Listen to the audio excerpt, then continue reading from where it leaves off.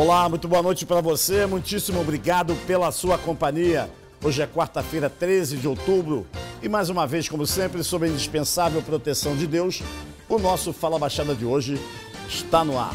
Hoje mais um Fala Baixada especial, estou recebendo o reitor do Instituto Federal do Rio de Janeiro, professor Rafael Almada. Muitíssimo obrigado pela sua presença aqui no nosso programa.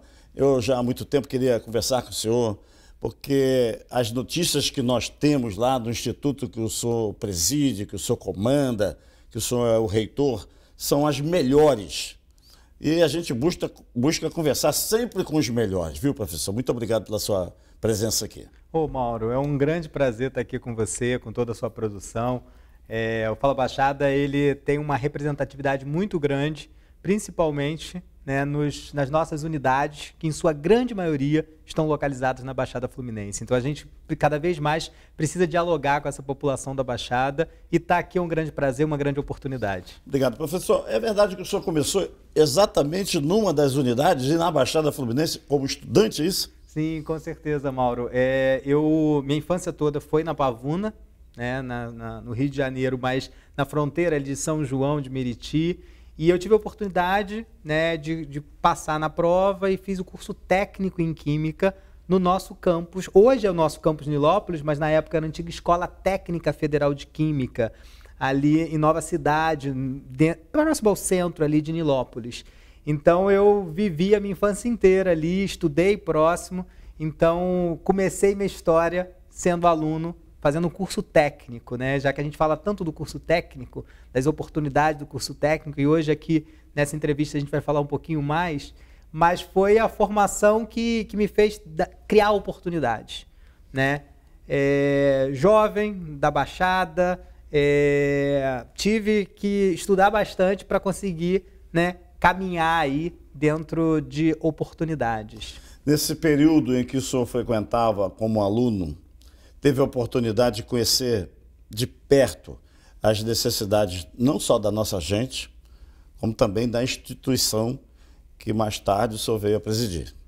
Não, com certeza, Mauro. Assim, na época que eu estudei, na verdade foi o início, a gente sempre estuda próximo de casa, né? Assim, bem próximo. E quando você vai para um Instituto Federal, né, uma escola técnica que tem uma seleção para passar, você passa a estudar com gente de todo lugar do Rio de Janeiro. Então lá eu conhecia pessoas que não moravam na rua de trás, onde eu estudei no ensino fundamental, né? Então isso abre muito o teu horizonte. Segundo, fazer um curso técnico, que é diferente de você fazer um ensino médio só com a formação geral. O técnico, esse tem um laboratório de física, de química, né? Ainda mais num curso técnico de Aprende química. fazendo, né? Exatamente. E a nossa escola, desde 94, que temos o campus Nilópolis, ele já nasce com essa parte muito prática, né? Vivência que as escolas hoje públicas, na sua grande maioria, não têm, que é um laboratório para fazer experimentos, ver a ciência acontecendo. Então foi um grande divisor de águas na minha vida.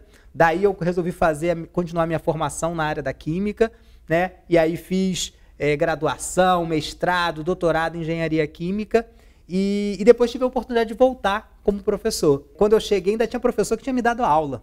Hoje alguns já aposentaram, mas eu cheguei e os meus mestres, meus grandes mestres, eles estavam ali como um colega de trabalho. Então foi uma oportunidade única voltar à instituição e dar esse retorno, assim, uma escola que tanto contribuiu com a minha formação, para a minha formação de caráter, e voltar como professor e depois, alguns anos, ser eleito reitor é uma felicidade única e mostra assim, o quanto essa escola me formou bem, né? Só tem essa maneira de ser reitor no Instituto Federal. Sim. Por eleição, é isso? Exatamente. Quem são os eleitores do Instituto? Então, quem pode votar? Na verdade, todo o segmento de estudantes, técnicos administrativos e professores. Na nossa legislação é um terço a representatividade, então você tem um terço para cada um.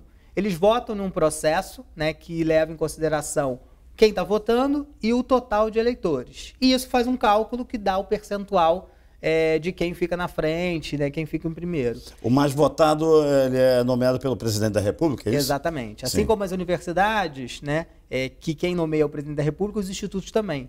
Então, a gente é eleito, esse processo segue para o Ministério da Educação e segue para a presidência da República, que nomeia.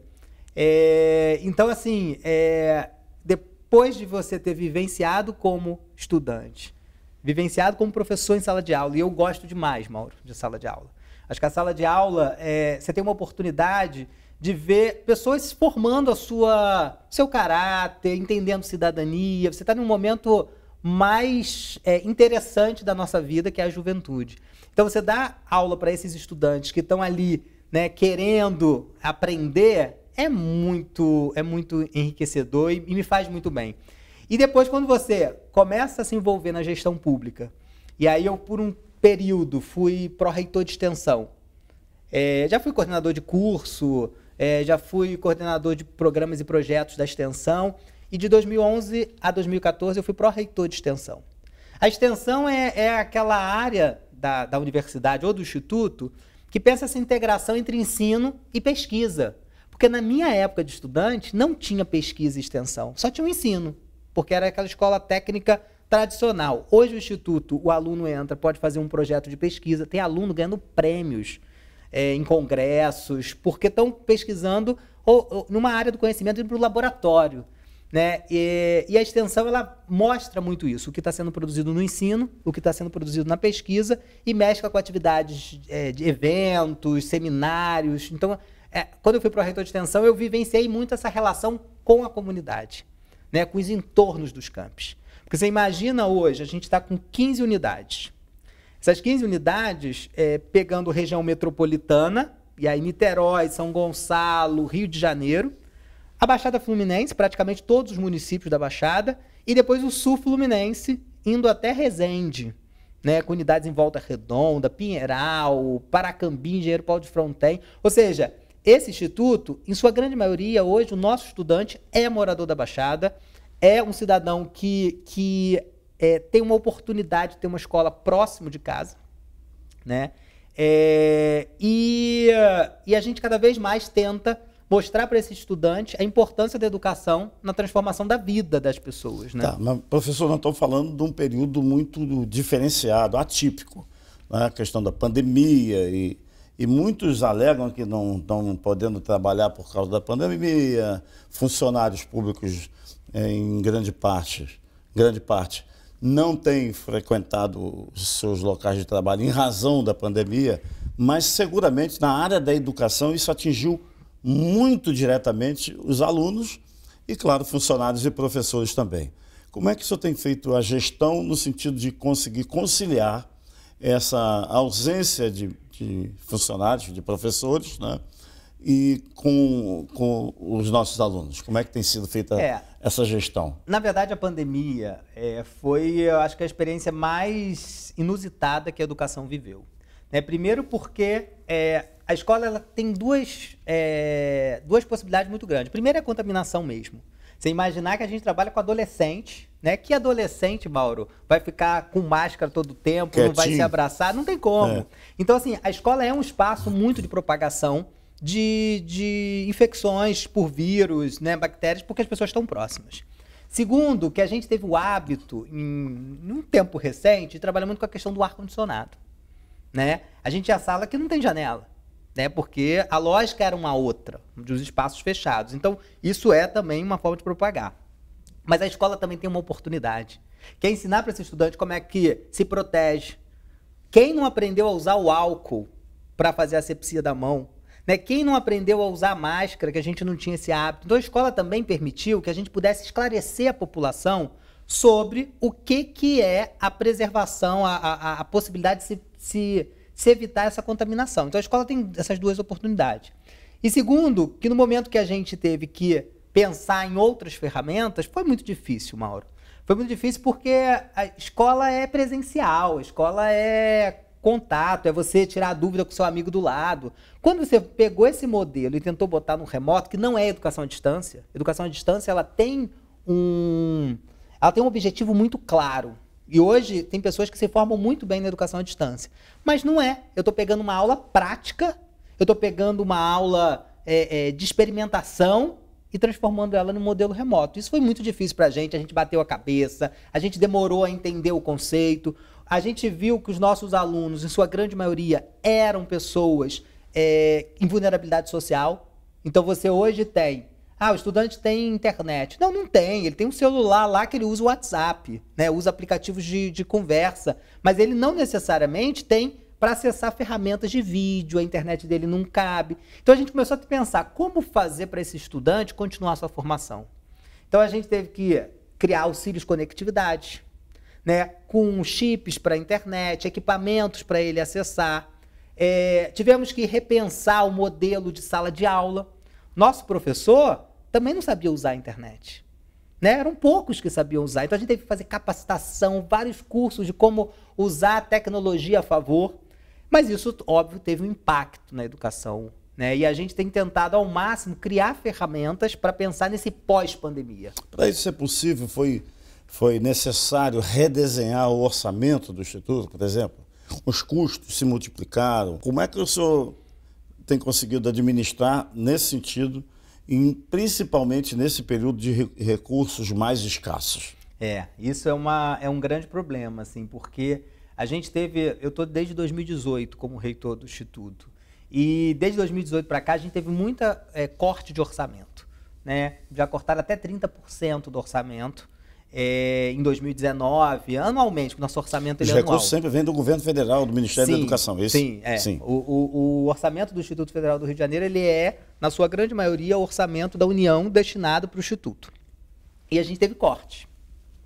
E a gente teve que se reinventar, né? Porque na gestão pública, se a gente não for inovativo, não criar coisas novas, a gente acaba tendo problemas, né? Porque senão a gente fica só naquele carimbo papel e você precisa criar soluções. O primeiro deles foi implementar o processo eletrônico, que a gente fez muito, porque reduz papel, reduz toda aquela burocracia da administração pública. Segundo foi criar mecanismos de melhor gerir os recursos de custeio, aqueles que pagam a luz, a vigilância, a limpeza. E a gente criou até soluções novas. Por exemplo, uma questão muito importante foi a implementação das placas solares. A gente está implementando em todas as nossas unidades placas solares para a gente reduzir o consumo com energia elétrica. Boas. Exatamente, porque é algo que está muito, muito vanguardista, o uso de energia solar. E no nosso cálculo, Mauro, é o impacto de menos 2 milhões de custo com energia elétrica. E você imaginar, além de fazer energia elétrica, o Instituto tem curso de meio ambiente. Né? Como é que eu não vou também usar uma energia sustentável, limpa, para produzir energia? Então, nossos alunos hoje vão usar as placas de energia solar também como experimento nas suas aulas de meio ambiente. Vão aprender isso. Exatamente. Porque a escola, a gente tenta sempre fazer isso, né, Mauro? Assim, na escola, qualquer coisa nova que a gente implementa, a gente tenta usar o ensino, que é a nossa perspectiva. Então, pensar em cursos técnicos de energias renováveis, pensar em outras formações que estão muito, muito vivas, né, nessa nova energia limpa que está surgindo, a gente está investindo. Então, a gente teve que organizar a casa, repensar os custos e otimizar os custos, porque na gestão pública é quase uma condição, né? Não é porque o orçamento só está cortando, mas a gente precisa olhar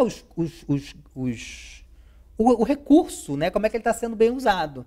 Então a gente fez muito isso na nossa gestão. A gente pegou o Instituto um pouco desorganizado, a gente teve que arrumar a casa, então o primeiro e segundo ano foi muito de organizar a casa, e aí veio a pandemia, mas a gente conseguiu no ano seguinte, em 2021, colher muitos frutos dessa gestão, né, que repensa um pouco a melhoria do uso desse recurso. Eu percebo que o senhor é um entusiasta do ensino, mas não só do prazer em ensinar, da vontade de empreender, né, mas de integrar o aluno mais carente com o aluno mais bem posicionado, né? Porque é isso, só entra para o Instituto através de um concurso, e o concurso é para todos.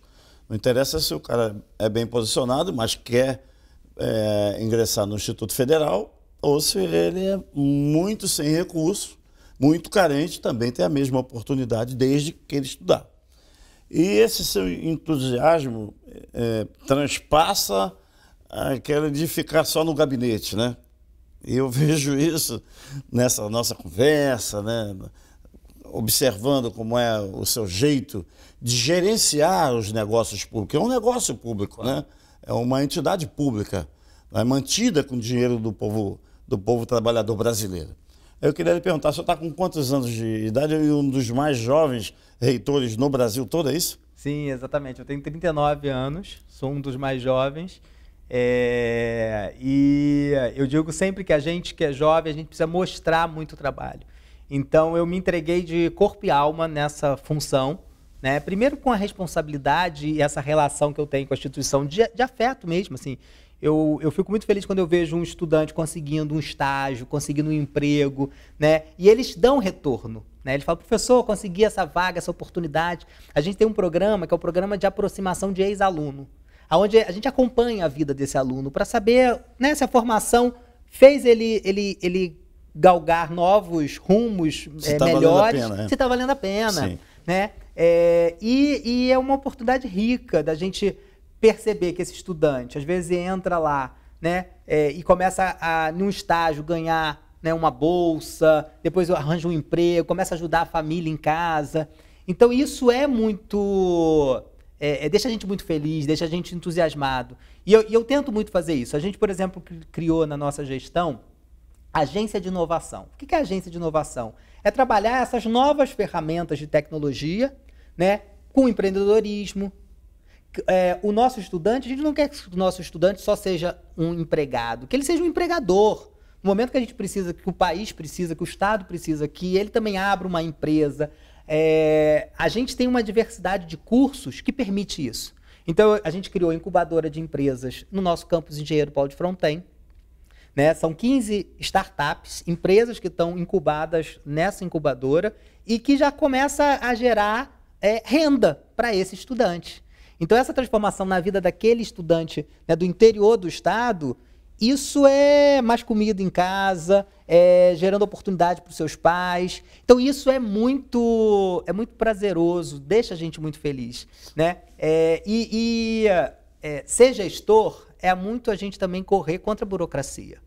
Então, eu digo que a gente precisa ser gestor público hoje no Brasil, a gente trabalhar com a escassez de recursos, mas também pensar em ferramentas que possam otimizar esse recurso. Com muito talento, né? A gente tem que ter talento. Tem que acho que essa raiz de professor já é um talento, né? Você entrar em sala de aula, você ter lá, às vezes, ainda mais professor de química, eu sou professor de química, e quando você entra em sala, tem aluno que não quer estudar química, então você precisa ser criativo, né? Para mostrar que aquela tabela periódica cheia de elementos, ela é legal, e que ela está na natureza. Então, assim, eu acho que isso também ajuda muito. Essa vivência em sala de aula, o desafio de fazer o estudante prestar atenção, é também uma característica importante para você ser gestor, né? Estou conversando aqui com o professor Rafael Almada, reitor do Instituto Federal do Rio de Janeiro. Professor Rafael, eu queria lhe perguntar, voltando um pouco à eleição, quando o reitor é eleito, ele é eleito com uma chapa completa ou ele é eleito reitor e ele tem autonomia para formar o seu time, para formar a sua equipe? É eleito o reitor, né? E ele tem a livre escolha de, dentro os servidores, escolher aqueles que vão ser gestores. Então a gente escolhe os pró-reitores, e aí são 5 pró-reitores. Escolha do próprio reitor, exatamente. Isso facilita, né? Não, facilita formação porque na verdade, assim, quando você faz um projeto para o Instituto, você está pensando num planejamento de 4 anos. Né? E na vida, né? E no Instituto, a gente não faz nada sozinho. Então, a gente precisa colocar pessoas capacitadas. A gente criou uma transição muito legal, onde a gente mapeou as competências das pessoas e foi colocando as pessoas chaves.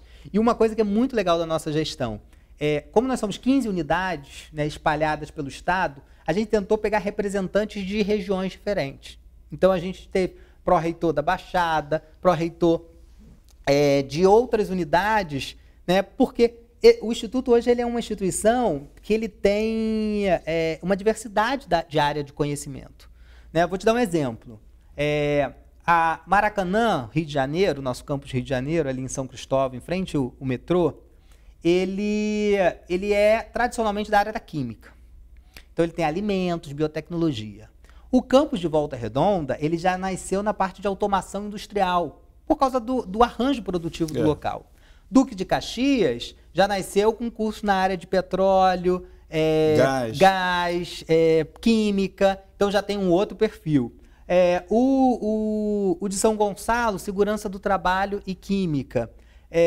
O de Engenheiro Paulo de Fronten, ele já vem mais inovativo e já cria um curso na área de games, de jogos digitais, técnico em informática para a internet, já vem uma outra linguagem. Então, o de Pinheiral, que tradicionalmente era a antiga escola agrícola Nilo Peçanha, que era da Universidade Federal Fluminense, e quando virou instituto, ele veio como um campus do instituto, ele tem curso na área agrícola, agropecuária, meio ambiente. Então, essa diversidade, ela tem realidade diferente. Você pensar um campus agrícola, que você tem lá a vaca, o bezerro, o porco, que você tem que cuidar, enquanto que você tem outro campus, que é tecnológico, e aí você tem um laboratório de polímero, de plástico, né? Então, assim, é uma diversidade. Então, você precisa ter na sua gestão representantes dessas unidades. E isso que a gente tentou compor, né? Então, a gente construiu um grande representações desses diferentes campos, pessoas das diferentes áreas do conhecimento, né? Então, você tem químico, você tem biólogo, você tem físico, você tem historiador. Eu tentei montar essa equipe porque são visões diferentes mesmo, mas que contribuem, que somam. E eu acho que isso tem dado aí resultado importante. E a gente está mesmo nessa redução de orçamentos, a gente conseguiu fazer muito investimento, Mauro. Vamos falar sobre esses investimentos feitos na sua gestão, lá no comando, na direção, já que você é o reitor do Instituto Federal do Rio de Janeiro. Vou pedir licença só por alguns minutos para o nosso primeiro break, no intervalo. E rapidinho a gente volta. Estou conversando aqui com o professor Rafael Almada, reitor do Instituto Federal do Rio de Janeiro. Rapidinho a gente volta. Só existe um lugar onde o dinheiro vem antes do trabalho. No dicionário. Pioneirismo, qualidade de ensino, excelência nas instalações, responsabilidade social e consciência ambiental. Venha para a Unig. Seu futuro começa na mais bem preparada Universidade da Baixada e do Noroeste Fluminense. Unig, Universidade Iguaçu. Estamos de volta com o nosso Fala Baixada especial de hoje, conversando com o reitor do Instituto Federal do Rio de Janeiro, professor Rafael Almada. Professor, falar um pouco ainda da empolgação, como é que o senhor compatibiliza toda a sua equipe, junta a equipe e transpassa para eles o objetivo seu, que é a melhoria do ensino, a capacitação e o investimento? Como é que o senhor direciona esses investimentos? Por exemplo, estamos lá em Paulo de Fronten, fazendo um negócio diferente, né? Um ensino diferenciado, que é a inovação, é o do game, mas outras áreas podem não dar certo. O senhor avalia, como é que é feita a avaliação do que não está dando certo? É pela procura ou é porque às vezes o aluno começa e não termina? Tem uma forma de capturar aquele aluno que abandonou, por que razões? Tem isso lá no Instituto? Sim, com certeza, Mauro. A educação profissional, ela tem muito isso, né? Assim, a população, às vezes, na primeira dificuldade, né, num curso mais prático, ela acaba evadindo, fora as condições de família, às vezes, né, precisa trabalhar para conseguir também sustento.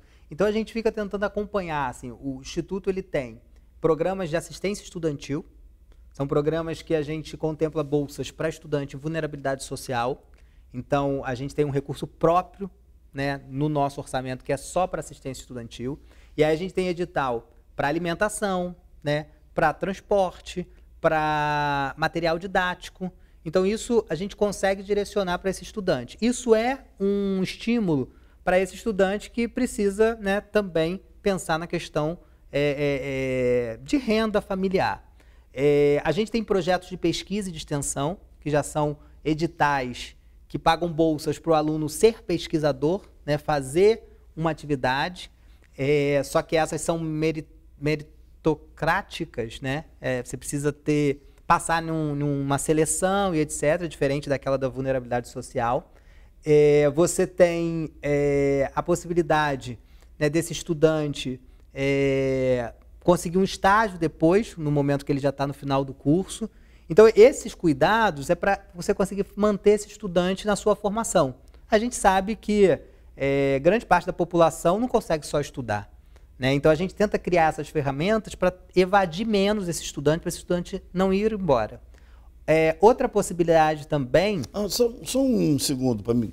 Nisso que o senhor falou, empresas têm perfil facilitador. Quando o pretendente à vaga partiu de um instituto como o Instituto Federal, ela tem um olhar mais detido ali. Esse fez um curso lá no Instituto Federal. Então, teoricamente, né, vamos chamar o aluno para ver qual é a capacidade real dele. Mas, teoricamente, ele foi um aluno mais bem formado. Existe isso ou não? Sim, sim. A gente tradicionalmente já tem um setor lá que é a coordenação de integração escola-empresa. Sim. O que é isso? A gente faz visitas técnicas nesses espaços de estágio. A gente conversa com os empregadores do estágio. A gente faz avaliação do estudante. A gente, como eu falei, tem um programa de aproximação de ex-aluno, que a gente faz uma avaliação desse estudante, como é que foi o curso dele. Então, isso faz com que a gente possa refletir sempre se o nosso curso está formando, né? Tem um ex-reitor que sempre diz isso, né? Que o nosso primeiro reitor, né, o professor Luiz Edmundo, ele diz que o operador de fax foi demitido por e-mail. Se a gente não renovar os nossos cursos, a gente vai acabar perdendo as oportunidades desse estudante, porque o setor produtivo ele está demandando uma formação. Então, o Instituto tenta sempre fazer essa avaliação e melhorar os seus cursos para atender exatamente o que a sociedade precisa. Esse é um ponto muito importante que faz com que a gente tenha uma grande procura. Essa avaliação junto às empresas também nos permite que a gente possa tá ouvindo também o setor produtivo. Então, esse setor produtivo, ele diz muito para a gente, né? O estudante que é formado por vocês, ele tem um diferencial de algumas outras instituições. Então, ser estudante do Instituto dá um peso importante na trajetória de formação. Óbvio que a gente sabe, né, que o sucesso profissional ele também depende muito da sua dedicação pessoal. Um grande diferencial que também ajuda muito o nosso Instituto é a diversidade dos cursos. Então, por exemplo, a gente tem cursos de qualificação profissional, cursos... não precisa, então, ser só um curso técnico. Não tem só curso técnico no Instituto? Não. Boa, muito bom. Isso é muito interessante, porque quando a gente era Escola Técnica Federal de Química, era só curso técnico que a gente tinha. Quando a gente virou Cefet de Química, a gente passou a ter alguns cursos superiores. Mas foi em 2008, com o Instituto Federal, que a gente passou a ter 50% das minhas matrículas, por lei, obrigatoriamente devem ser curso técnico. Isso era um grande diferencial da lei, porque tem gente que fala assim, o Instituto é uma pequena universidade. Não, a gente não quer ser universidade, a gente quer ser Instituto Federal, que é 50% das nossas vagas para curso técnico. Os outros percentuais estão relacionados à formação de professores. Então, eu tenho cursos de formação de professor em química, matemática, física, nos diferentes campos, porque é uma demanda real, né? Os municípios, principalmente do interior, têm dificuldade nessas áreas de matemática, física e química, nas áreas das ciências. Então, a gente tem essa responsabilidade legal, isso está na lei, na 11.892, que é a lei que criou os institutos. Educação de jovens e adultos, né? Quantos trabalhadores não puderam ter oportunidade de estudar no seu tempo de vida e às vezes ele tem que voltar para a sala de aula. Então a EJA ela ajuda muito isso, a educação de jovens e adultos, e a nossa educação de jovens e adultos ela trabalha com a formação técnica. Então é um curso técnico, pós-médio, né, concomitante. Ele pode fazer o curso técnico com a gente e a outra formação em outra escola, ou ele pode, depois que ele já tem o ensino médio, fazer uma formação técnica, né? Exatamente porque o curso técnico ele acaba te colocando mais rapidamente né, no dia a dia do trabalho. Isso é muito importante. Mas a gente tem, então, curso técnico, curso de qualificação profissional, são aqueles cursos de curta duração, né, de 160 horas, que foca muito numa área do conhecimento. A gente tem os cursos superiores de tecnologia, os tecnólogos. A gente tem cursos de graduação, mestrado, doutorado e especialização. O Instituto, na nossa gestão, a gente conseguiu aprovar o doutorado. E há 15 dias atrás, a gente teve a primeira defesa de uma tese de uma aluna nossa nesse doutorado que foi criada, a primeira defesa. Isso para a gente é verticalização de ensino, Mauro. Você imagina que esse cidadão, né, da Baixada pode entrar no nosso campus fazendo um curso livre de poucas horas, aí ele se interessa a fazer um curso técnico, se interessa a fazer uma graduação, depois ele vira até doutor, né, fazendo um doutorado. Então isso é muito interessante no Instituto. E aí você fala assim, mas qual é o diferencial do Instituto para a universidade? Né, as universidades, num tempo recente, elas estavam muito concentradas num campus. Né? A própria universidade, às vezes, tinha uma ilha que ficava lá centralizado. Quando criou os institutos, a ideia foi descentralizar, sair das capitais. Né? Então foi para a Baixada, foi para o interior do estado, isso no Brasil inteiro. Se você pensar, a gente tem 38 institutos federais espalhados pelo país e tem lá no interior do Pará, no interior do Amazonas, no interior de Pernambuco. Foi mais para próximo das pessoas que mais necessitam. Exatamente, exatamente. E aí você acaba com aquele êxodo natural de você ir para a capital para estudar. Você passa a estudar perto da sua casa. Então, hoje a rede federal ela tem mais de 1 milhão de estudantes em todo o país. 1 milhão? 1 milhão de estudantes. E tem formado muita gente no curso técnico, na graduação e etc. Então, assim, eu acho que isso é um grande diferencial em relação à universidade. E elas se complementam. Não se complementam. Então, geralmente, assim, numa cidade que a gente tem, aqui no Rio, que a gente tem a Universidade Federal Fluminense, a Universidade Federal do Rio de Janeiro, a UFRJ, a UF, a gente, às vezes, tem um campus próximo, mas a gente tenta complementar essa formação, entendendo esse arranjo produtivo. Eu vou fazer uma pergunta aqui, se eu estiver errado, por favor, me corrija. A gente fica olhando assim a diversidade do ensino superior federal, dos institutos federais, das universidades federais. Esses entes federais, eles se conversam, eles se complementam, ou eles seguem cada um com um jeito de gerenciar? Evidentemente tem um gerenciamento autônomo. Você tem uma autonomia na qualidade de reitor do Instituto Federal do Rio de Janeiro. Mas a Universidade Federal Rural, a Universidade Federal Fluminense, elas se complementam, na sua opinião, ou estão cada vez mais distantes? Estão mais próximos ou mais distantes nos tempos de hoje? Então, eu acho que as universidades federais, elas começaram a entender um pouco que esse isolamento não era bom. Então você vê nos últimos 10 anos aí uma também descentralização das capitais. Sim. Isso já é um movimento importante. Hoje, eu diria para você que a gente tem um quadro de reitores nas universidades federais e nos institutos de muita qualidade, né? Porque são pessoas que têm feito um trabalho muito interessante. Aqui no Rio, a gente tem trocado muita figurinha, né? Assim, falando bem popular mesmo, porque a gente tem vivenciado essa pandemia e tentando aprender juntos, né? Então, hoje, o elenco de reitores que a gente tem, de reitoras, tem sido muito integrado. A gente tem um conselho que a gente se reúne, né, de vez em quando, e a gente tem trocado essas experiências e isso ajuda muito, né, as gestões. Então, hoje a gente tem uma qualidade de professores hoje que estão como reitores que eu acho que o Rio de Janeiro merecia, né? Segundo, a gente sempre tenta fazer uma ação integrada, né? Tanto é que, por exemplo, essa relação entre a educação federal e a educação estadual, rede estadual e as redes municipais, elas precisam cada vez mais se complementar.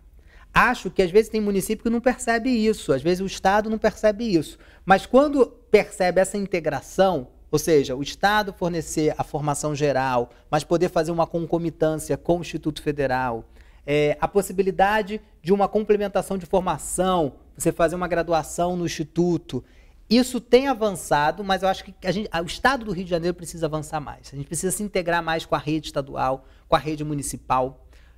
Uma coisa que a gente está fazendo muito, Mauro, é convênios com municípios. Porque aquele campus que está naquele município, às vezes tem um entorno que tem uma demanda tão grande quanto aquele município.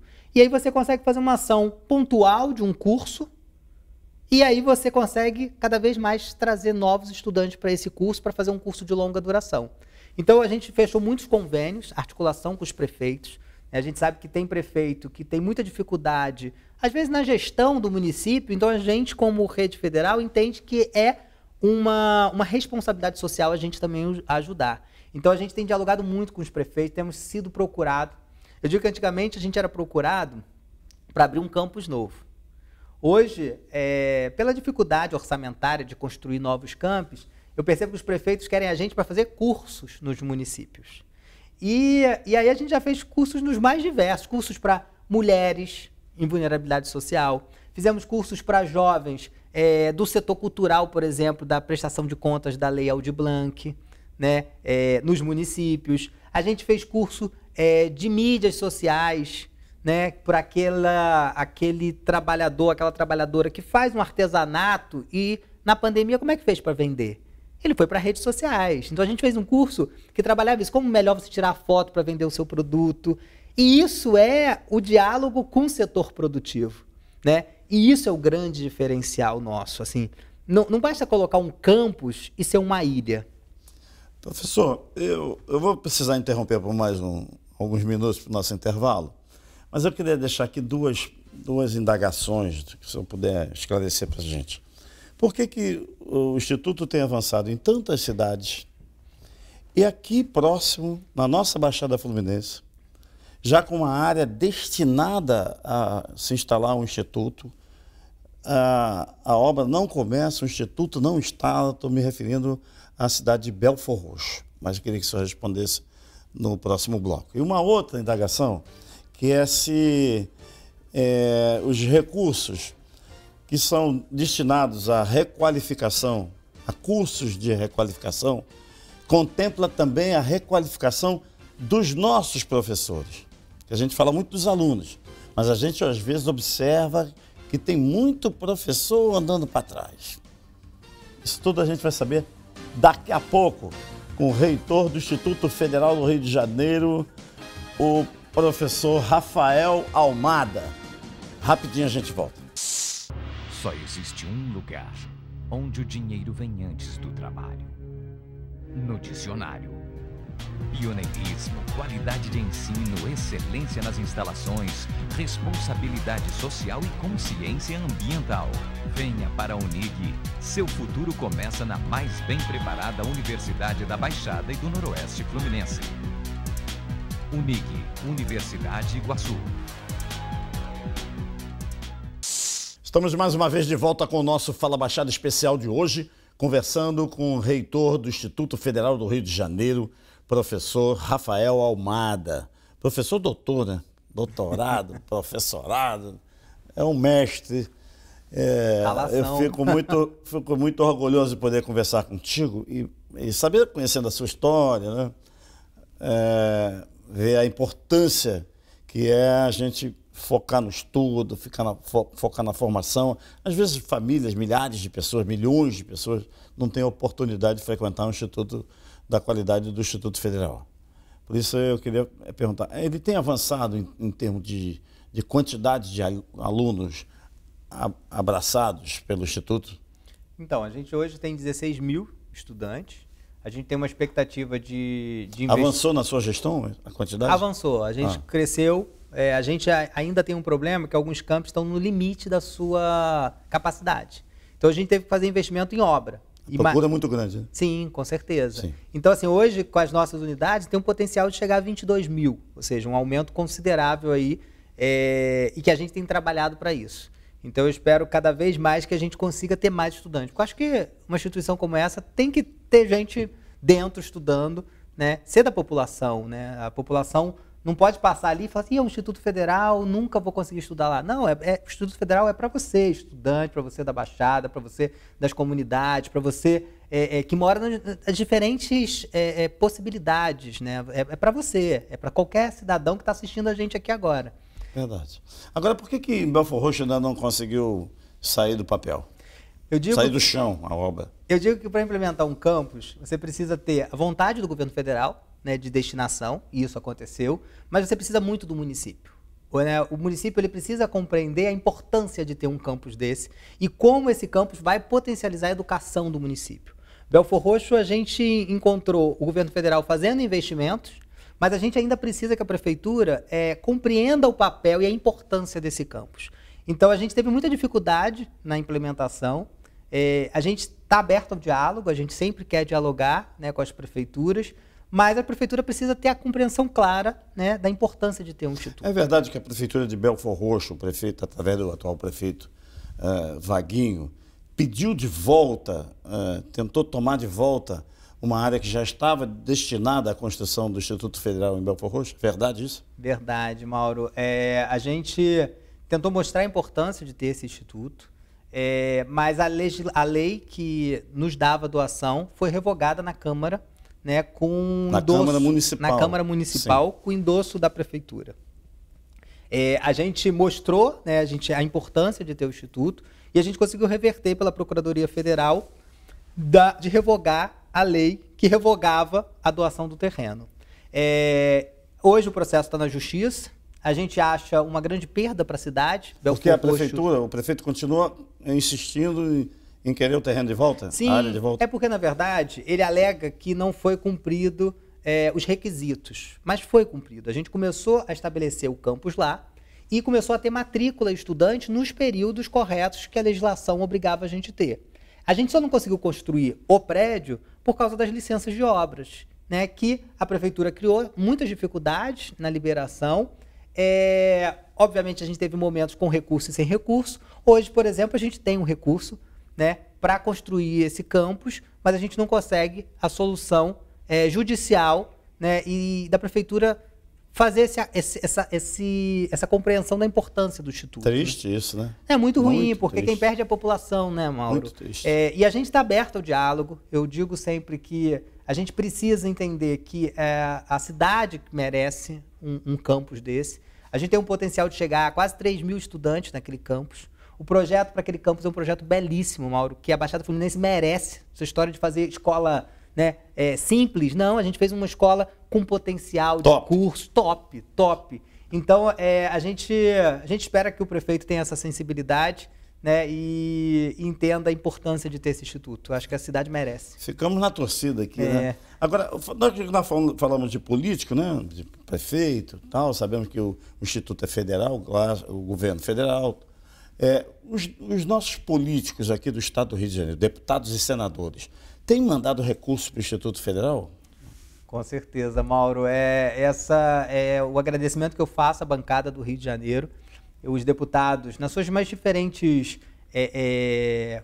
partidos políticos, pensamentos políticos, eles entendem o papel do Instituto e a bancada, por 2 anos, na nossa gestão, pela primeira vez na história do Instituto, a gente recebeu uma emenda de bancada impositiva em 2019 e em 2021. Isso foi o diferencial no momento dos recursos baixos. Isso permitiu a gente fazer o investimento em energia solar, isso permitiu a gente comprar computadores nesse período de pandemia, permitiu que a gente pudesse equipar as nossas novas unidades, os espaços novos que a gente está conseguindo, com muito sufoco, construir, a gente está conseguindo equipar graças às emendas de bancadas, além das emendas individuais. Então, hoje o Instituto, eu só tenho a agradecer à bancada do Rio de Janeiro, que tem essa sensibilidade. Boa. Agora, nós estamos na reta final do nosso programa. Eu queria só fazer uma pergunta e a resposta precisa ser rápida. Existe investimento também nos professores? Sim. De requalificação? Sim, é o grande desafio e a pandemia mostrou isso que a gente precisava fazer. Então a gente tem curso de qualificação, tem investimento para aquele professor que quer fazer um mestrado, um doutorado, a instituição dá licença capacitação, né, quando ele justifica e tal. Então assim, tem um investimento nesse servidor. Seja o técnico administrativo, seja o professor, ele pode ter incentivo à qualificação. Mestre, chegamos ao final do nosso Fala Baixada, espero recebê-lo aqui muitas outras vezes. Estou muito feliz em poder conversar e nessa entrevista esclarecedora, agradecer muito a sua participação aqui e colocar as nossas câmeras inteiramente à sua disposição, viu? Mauro, eu que agradeço a sua equipe maravilhosa aí que tratou a gente muito bem. É um grande referência para a gente estar aqui nesse seu programa, que eu acho que fala mesmo com a Baixada. Convidá-lo para assim que você quiser visitar umas nossas unidades, está à disposição. E eu trouxe uma lembrança aqui para você, né? Primeiro, um material institucional aqui da agenda que os nossos estudantes recebem para estudar, essa agenda que ela faz referência. Aí. Uma canequinha aqui do Instituto, ó. Você vai poder beber água aí na canequinha. Vamos usar aqui. E isso aqui, Mauro. Obrigado aqui. É solução alcoólica de álcool 70, que a gente distribuiu gratuitamente para a população no momento mais difícil da pandemia.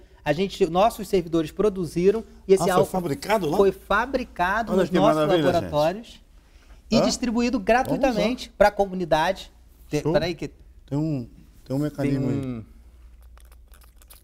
Agora sim. Proteção para não vazar. Isso aí, aqui, gente.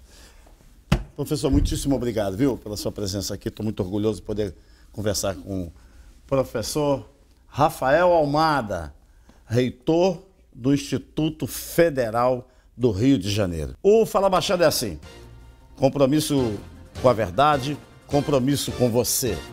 Muitíssimo obrigado pelo prestígio da sua companhia, um grande abraço e até amanhã.